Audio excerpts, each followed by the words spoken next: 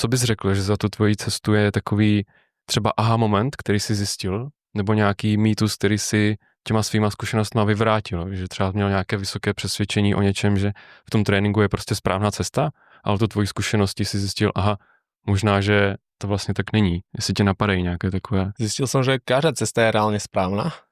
Či to je vlastne taký tréningová metóda alebo taká, pokiaľ je taká, že konzistentná a človek to robí stále, že sa nezraní pri nej. Či to bolo také, že vždy som bol mladší, tak vždy sa išlo na úkor reálne zdravia a z toho som poučený, že aj tí tréneri, ktorých som mal predtým, tak išlo sa cez veľké objemy a nehľadil a vždy vlastne človek prišiel na jar, na jeseň a buď bol zranený z tej veľkej záťaže alebo z toho preťaženia, že buď bol mentálne vyčerpaný už z toho tréningu, lebo ten tréning začal niekde v novembri.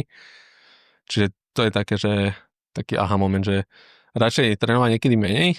To mám aj u detí, že im sa vlastne rovesníci smejú, že vôbec netrénujú, ale reálne ich poražajú a trénujú 4-5 hodín do týždňa. Mm-hmm. Radšej trénovať menej, ale trénovať stále, ako mať nejaké píky, že teraz za 3 mesiace chcem natrénovať na to, ale mať to taký, že životný štýl.